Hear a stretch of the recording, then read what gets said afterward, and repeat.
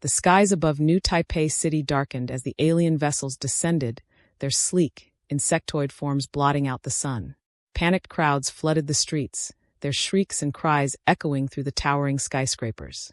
Amidst the chaos, a young woman named May crouched behind the shattered remains of a flipped car, her heart pounding as she watched the alien ships unleash their devastating payloads. Beams of searing energy rained down, reducing buildings to rubble and incinerating the unfortunate souls caught in the open. May had never imagined she would find herself in the midst of an alien invasion. But here she was, trapped and terrified as the Drali swarm descended upon her city.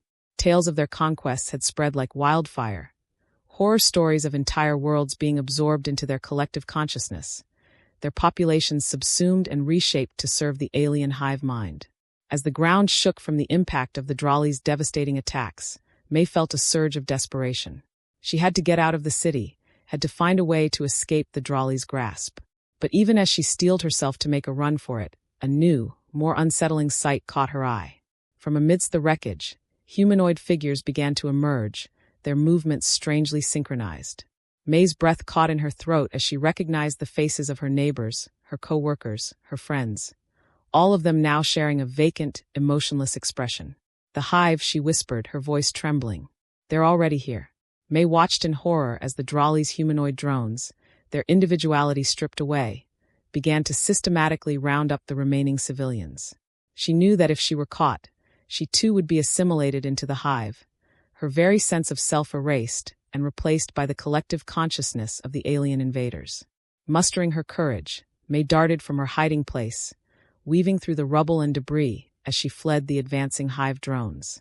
She ran until her lungs burned, desperate to put as much distance between herself and the alien threat as possible.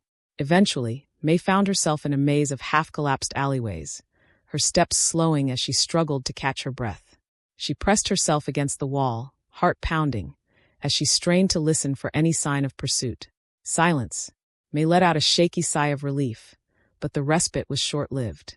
A strange sensation began to creep over her, a tingling in the back of her mind that set off a primal alarm. May knew instinctively that the Hive was searching for her, its vast collective consciousness probing the city for any traces of free will and individuality. Panic rising, May continued to move, her steps silent and cautious as she navigated the maze of crumbling structures. She knew that her only hope lay in reaching the outskirts of the city, where she might find a way to escape the Drali's grasp. As May moved through the shadows, she caught glimpses of the Hive drones, their movements precise and coordinated, their eyes vacant and lifeless. The sight sent a chill down her spine, a stark reminder of the horror that awaited her should she be captured. And then, in the distance, May heard it, the faint, yet unmistakable sound of a human voice, echoing with a desperate, frantic edge. Driven by a surge of hope, she followed the sound, her footsteps quickening as she rounded a corner and caught sight of a small group of people, huddled together in the relative safety of a damaged apartment building. May cautiously approached the group, her eyes scanning the faces of the ragtag survivors. She recognized some of them, a few of her neighbors, a local shop owner, and a young mother cradling a sleeping child. "Thank God," whispered a man, his eyes fixed on May with a mixture of relief and trepidation. "We thought we were the only ones left." May opened her mouth to reply, but before she could speak, a sudden, piercing sensation lanced through her mind, causing her to cry out in pain. The others recoiled, their faces etched with fear and confusion. "The Hive," May gasped, clutching her head. "They've found us." As if on cue, the air was rent by the sound of shattering glass and splintering wood. The Hive drones, their movements fluid and coordinated, surged through the ruined apartment, their outstretched hands grasping at the terrified survivors. May and the others scattered, desperately evading the Hive's relentless pursuit. They raced through the labyrinthine corridors, their footsteps echoing against the crumbling walls as they sought a means of escape. May led the way, her mind racing as she tried to devise a plan. She knew that the Hive's collective consciousness was the source of its power, a vast network that allowed the Drali to coordinate their actions with lethal efficiency. If they could somehow break that connection, perhaps they could find a way to resist the alien invasion. As the group burst out into the open, May's eyes fell upon a damaged military transport, its engines still sputtering with life. Without hesitation, she ushered the others inside, firing up the vehicle's systems and gunning the throttle.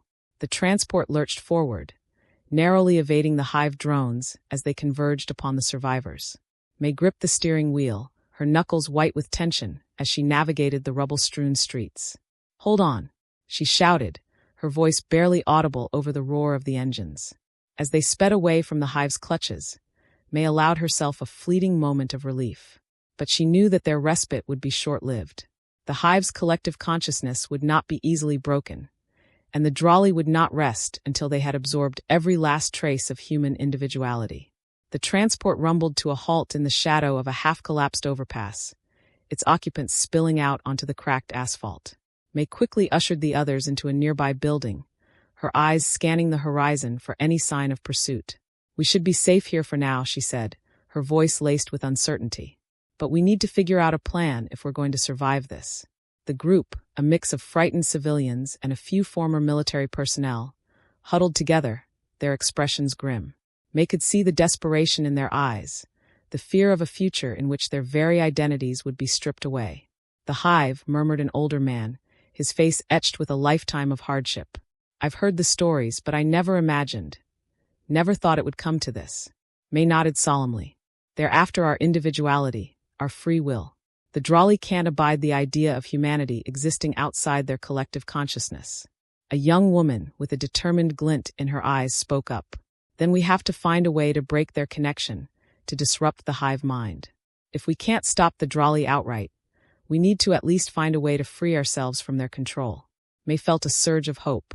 "That's exactly what I was thinking. The Hive's strength is also its weakness, its reliance on the collective consciousness. If we can somehow sever that connection, we might be able to turn the tables on the Drali."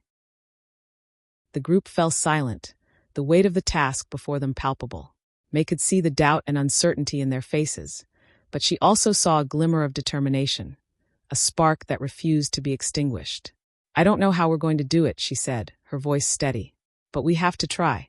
For the sake of our freedom, our future, and the future of all humanity." In the days that followed, May and her ragtag band of survivors set to work, pooling their resources and skills to devise a plan that could turn the tide against the Drali invasion.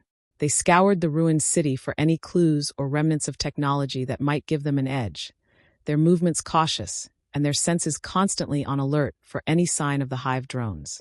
As they delved deeper into the mysteries of the Drali's collective consciousness, May and her companions discovered that the Hive mind was not only a source of power, but also a vulnerability. The Drali's reliance on their interconnected network left them susceptible to disruption, and the humans began to formulate a daring strategy to exploit this weakness. At the heart of their plan was a device, cobbled together from scavenged electronics and powered by the remnants of the transport's engine. It was a crude, jerry-rigged affair, but May and her team were convinced that it held the key to breaking the Hive's grip on humanity. As the Drali's assault on the city intensified, May and her companions made their move, slipping through the shadows and into the heart of the Hive's stronghold. There, they activated the device, its pulsing energy disruptors sending ripples of interference through the Hive's collective consciousness. The effect was immediate and dramatic. The Hive drones, their movements previously so fluid and coordinated, suddenly faltered, their eyes flickering with confusion and disorientation. May and her team seized the opportunity, fighting their way through the chaos and escaping the crumbling stronghold. But their victory was short-lived. As the Drali realized the threat posed by the device, they unleashed the full force of their military might, determined to crush the human resistance once and for all. In the ensuing battle, May and her companions fought with a desperate ferocity, their newfound courage and determination fueling their strength. They deployed the device again and again, disrupting the Hive's connection and sowing chaos among the Drali's forces. And slowly, against all odds, the tide began to turn. The Hive drones, once an unstoppable juggernaut, became easier to evade and subdue. May and her team, emboldened by their success, began to rally other survivors, spreading the word of their triumph and inspiring a growing resistance movement. As the Drali's grip on the city began to unravel, May and her fellow Hive Breakers pressed their advantage, launching coordinated strikes against the alien invaders. They discovered that by targeting the Hive's central nodes, they could sever the collective consciousness entirely, freeing the drones from the Drali's control and turning them against their former masters. In the end, it was the Drali who found themselves outmatched and outmaneuvered, their vaunted hive mind rendered powerless against the unpredictable and innovative tactics of the human resistance. As the Hive Breakers' victory became undeniable, the Drali were forced to retreat, their dreams of conquest shattered by the indomitable spirit of humanity. In the aftermath of the Drali's defeat, the city and its surrounding regions began the long process of rebuilding and recovery. May and her fellow Hive Breakers emerged as heroes, their exploits inspiring hope and courage in the hearts of their fellow survivors. As the world grappled with the aftermath of the invasion, May and her team set to work, using the knowledge they had gained to help others break free of the hive's lingering influence. They traveled to other regions, sharing their techniques and strategies, and forging a network of resistance fighters dedicated to reclaiming humanity's freedom. In the years that followed, the Hive Breakers became a symbol of resilience and innovation, a testament to the power of individual creativity and the human spirit. Their story spread far and wide, inspiring others to stand up against the threat of the Drali and their relentless pursuit of collective dominance. And for May, the journey had only just begun.